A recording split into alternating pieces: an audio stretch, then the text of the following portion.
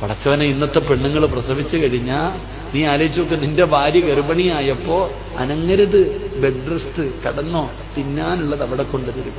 3 മാസം കൂടുമ്പോ ഓരോ മാസവും കൊണ്ടുപോകുന്നു, ഡോക്ടറെ കാണിക്കുന്നു, സ്കാൻ ചെയ്യുന്നു, എല്ലാം കൊടുക്കുന്നു. നിന്റെ ഉമ്മാക്ക് ഇതൊന്നും കിട്ടിയില്ല. ചങ്ങാതി, ആ ഗർഭിണി ആയിരിക്കുമ്പോഴും ഉമ്മ വീട്ടു ജോലി ചെയ്തു. അല്ലാഹുവേ, നിന്റെ ഭാര്യ പ്രസവിച്ചു കഴിഞ്ഞപ്പോ 40 ദിവസം സുഖവാസം. ഉമ്മ അടുത്ത ദിവസം ഇറങ്ങി ചോറ് വെക്കാൻ. ഉമ്മ ഒരു നഷ്ടപ്പെടുത്തില്ലടോ. ഉമ്മയുടെ നടുവിന്റെ വേദന എന്തുകൊണ്ടാണ്? അന്നാ കിടക്കാത്തത് കൊണ്ടാണ്. ഉമ്മയാണ് നമ്മൾക്ക് പാല് തന്നത്. മരണവേദനയുടെ വേദനയെ സഹിച്ചു ഉമ്മ പ്രസവിച്ചു.